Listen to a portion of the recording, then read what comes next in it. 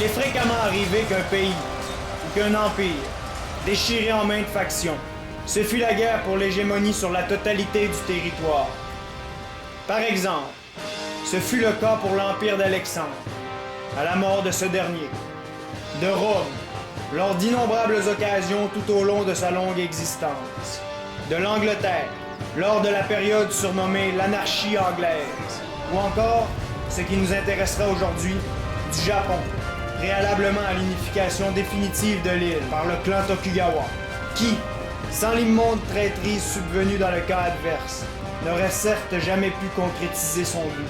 Dans un combat historique recréant la bataille de Sekigahara, s'étant déroulé en l'an 1600, nous tenterons, en représentant le clan Toyotomi, et ce, malgré les choix déshonorables de nos soi-disant alliés, de changer le cours de l'histoire en accomplissant, dans un affrontement sans répit, la vengeance de celui qui, historiquement, fut vilement trahi. Place au combat!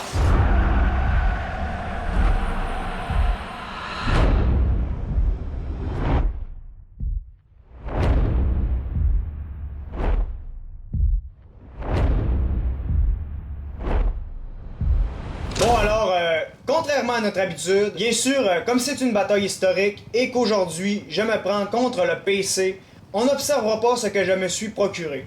C'est donc qu'aujourd'hui, je vais tenter de réécrire l'histoire en faisant gagner le clan qui a effectivement perdu la bataille de Sekigahara en 1600. Je vais donc m'en prendre au clan Tokugawa qui historiquement a gagné la bataille à cause d'une traîtrise.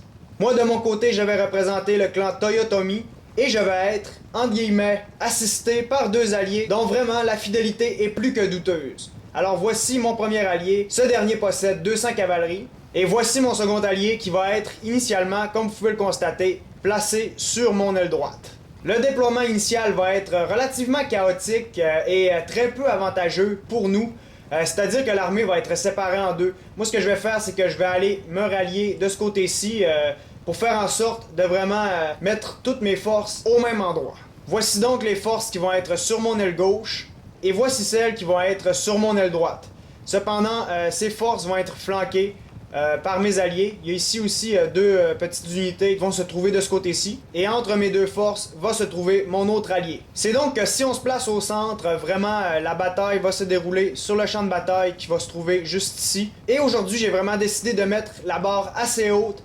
C'est-à-dire que j'ai décidé de jouer en mode très difficile. Cependant, ce que je trouve très décevant, c'est que c'est inscrit nulle part que c'est en mode très difficile. C'est donc que s'il y a quelqu'un qui sait comment prouver que c'est en mode very hard, j'aimerais bien le savoir. Cependant, vous allez être obligé de me croire sur parole, mais vous allez bien voir que la bataille va être très difficile. Honnêtement, depuis que je joue au Total War, c'est probablement la bataille la plus difficile que j'ai jamais faite. D'autant plus que je me suis rajouté une autre difficulté que vous allez observer un peu plus tard dans la partie. Je vais vous en faire part lorsqu'on sera arrivé à ce stade-ci. Cependant, pour l'instant, on peut maintenant appuyer sur Play.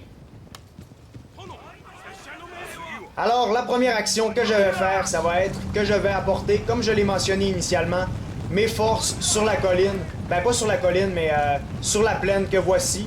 J'ai pas l'intention de camper, loin de là. Je vais vraiment être très agressif dans ma défense et je vais vraiment pas perdre de temps pour abattre mes ennemis. Les deux forces qui sont complètement sur mon aile droite, je vais les apporter très rapidement de ce côté-ci. D'autre part, les forces qui commencent sur la colline, je vais les apporter de ce côté-ci. Et mon opposant initial vraiment ne perdra pas de temps. C'est-à-dire qu'il va faire une escarmouche histoire de faire en sorte que mes forces n'aient aucun répit dès le commencement. La cavalerie ennemie va ainsi se diriger sur mon milieu et moi j'ai placé deux rangées de piques juste ici. Alors mes forces arrivent sur le champ de bataille, je place ma cavalerie sur le côté et juste ici la cavalerie de mon ennemi charge. Cependant je l'attaque avec mes piquiers et d'autre part mes unités d'archers vont l'attaquer. Ensuite, immédiatement après qu'ils entrent en contact, je vais ordonner une charge de ma cavalerie de mes deux côtés et je vais vraiment annihiler très rapidement la force de cavalier juste ici de mon opposant. C'est donc que le combat va être intense, comme vous pouvez le voir. Je crois qu'il n'y a aucun mot pour décrire l'intensité de ce combat. Cependant, comme vous pouvez le voir, le combat n'est pas encore terminé de ce côté-ci, que déjà il y a d'autres forces qui approchent et il y en a d'autres juste ici qui s'en viennent. Alors sur mon aile gauche, j'ai réussi à faire traverser mes troupes. Je vais les approcher d'ici quelques secondes. De ce côté-ci, le combat est presque terminé et voilà, les troupes entrent en déroute et se font annihiler, tout simplement. Les forces qui ont commencé juste ici sont dorénavant ici et je vais ordonner à mon groupe d'attaquer cette unité-ci. Immédiatement la bataille gagnée de cavaliers, je vais leur ordonner de contourner juste ici mes opposants. Mes archers auront préalablement changé de cible et enfin mes piquiers vont attaquer de front les unités qui se nomment les matchlock samouraïs, c'est-à-dire des unités d'arquebusiers si on peut dire. De ce côté-ci, il va donc se dérouler 3 combats. Ici, je viens tout juste de gagner. Mes archers attaquent. De ce côté-ci, j'envoie la totalité de ma cavalerie et ici, j'ai gagné le combat. C'est donc qu'initialement, le combat commence assez bien de mon côté. Cette unité-ci est presque en déroute et voilà, elle est en déroute dorénavant. Alors à l'endroit où j'ai commencé, il y a des troupes qui commencent à me flanquer et qui vont traverser bientôt le gué juste ici. De ce côté-ci, il y a 2 autres unités qui approchent, mais surtout de ce côté-ci, le gros de l'armée adverse est en train de traverser le gué que voici. Alors moi de mon côté, je vais réorganiser mes troupes. Avec mes cavaliers, je vais les envoyer sur mon flanc juste ici. Avec mes unités qui étaient sur mon aile droite, je commence déjà à engager l'ennemi. Ma tactique est donc relativement classique, c'est-à-dire que j'essaie de créer des supériorités numériques un peu partout sur le champ de bataille. C'est donc que mon opposant charge ma troupe juste ici et moi, mes cavaliers, je les envoie très rapidement pour les aider. De ce côté-ci, le gros de la troupe de mon opposant a traversé le gué et c'est à ce moment-ci qu'il y a une mention qui nous dit que mon allié juste ici a été offusqué puisque le messager de notre armée n'a pas débarqué de son cheval en délivrant un message. C'est donc qu'il ne veut plus combattre à mes côtés. Alors la charge de cavalerie s'est donc effectuée de ce côté-ci. Je suis désolé de ne pas avoir pu vous la montrer, c'est-à-dire que la cinématique qui nous montrait notre allié nous en empêchait. Immédiatement après avoir mis en déroute ces unités-ci, je vais faire en sorte qu'ils aillent sur les arrières du gros de l'armée que voici. C'est donc que le combat s'engage de ce côté-ci. Moi, j'essaie d'attaquer les unités et de ne pas rester défensif à 100%. Alors, avec mes cavaliers, je contourne l'ennemi juste ici. Et comme vous pouvez le constater, mon allié, dans le fond, ne fait absolument rien pour l'instant. Alors, mes flèches en feu sont en train de dévaster les rangs ennemis de ce côté-ci. Alors que les troupes sont engagées, moi, je vais commencer à foncer sur leurs arrières. Cependant, pas avec toute ma cavalerie. Cette unité-ci, je vais faire en sorte qu'elle aille plutôt attaquer cette unité. Alors, la première phase du combat se porte assez bien. De ce côté-ci, l'unité entre en déroute. De ce côté-ci, ma cavalerie vient charger le dos de mon opposant. Enfin, de ce côté-ci, la mêlée est très intense. Et c'est alors que j'ai annihilé la totalité de mon opposant, du moins son groupe principal. C'est donc que pour gagner cette bataille-là, il faut vraiment perdre aucune seconde. Je vous le garantis.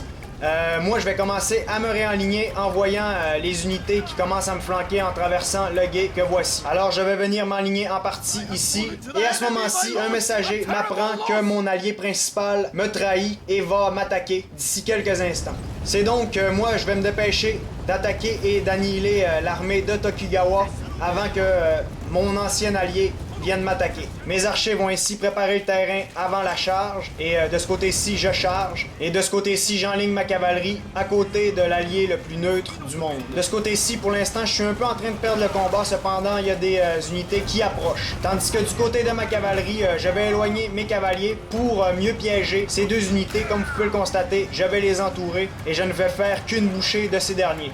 Je vais donc devoir me dépêcher puisqu'il y a une autre armée qui va bientôt foncer sur mes arrières. D'autant plus qu'il y a une unité de Tokugawa juste ici qui est en train de me harceler avec ses flèches. Du côté de ma cavalerie, ça va assez bien. Le mouvement d'encerclement a vraiment porté fruit. Bientôt, cette unité va entrer en déroute. Et voilà, la déroute s'est accomplie et je vais ordonner à ma cavalerie de charger de ce côté-ci dorénavant. Alors mon conseiller est en train de me mentionner que mes troupes sont très fatiguées et doivent se reposer. Cependant, il y a une armée totalement intacte qui approche de ce côté-ci.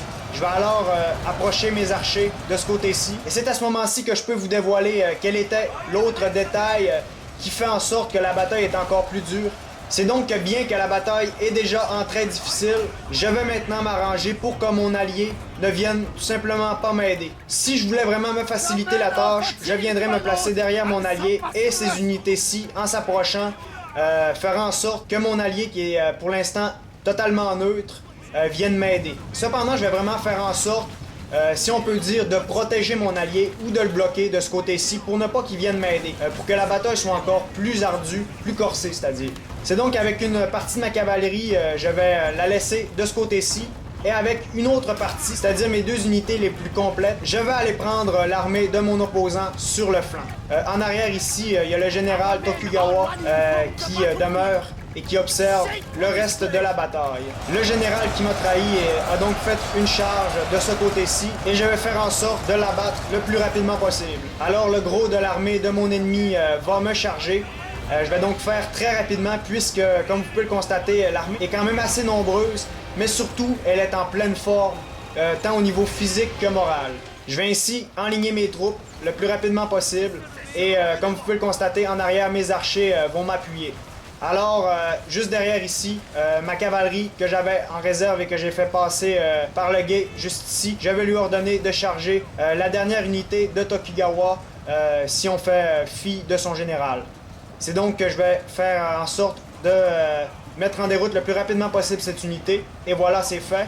Et ensuite, je vais me retourner contre le gros de l'armée.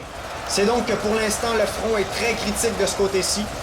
Immédiatement après que les archers de Tokugawa sont mis en déroute, je vais ordonner une charge avec la totalité de ma cavalerie contre les arrières de la totalité de l'armée qui m'a trahi. Et c'est donc que je vais charger son dos et ça va être fatal pour le reste de l'armée de mon adversaire. Comme vous pouvez le voir, les unités commencent à chambranler. Et voilà, la déroute est totale et j'ai gagné la bataille. Complètement dans le fond, Tokugawa entre en déroute. Bon alors, c'est donc la première fois que je regardais le replay et en fait, il montre pas les statistiques de la bataille. J'espère donc que dans la vraie version, il va y avoir plus de détails relativement au replay, sinon on va être longtemps déçus. C'est donc qu'à date, je trouve vraiment que c'est un gros défaut. Cependant, on va faire avec. C'est donc qu'aujourd'hui, j'ai vraiment décidé de faire un combat extrêmement intense. Non seulement j'ai fait en sorte que l'intelligence artificielle soit très difficile, mais en plus, j'ai décidé de ne pas faire appel à mon allié en m'arrangeant pour qu'il se fasse attaquer. Au contraire, j'ai voulu abattre le plus d'unités possible et j'ai voulu m'en sortir seul. C'est donc qu'initialement, la première action que j'ai faite, ça a été d'apporter la totalité de mon armée au centre de la carte. De cette façon, j'ai donc pu bénéficier de la totalité de ma force comme bon me semblait.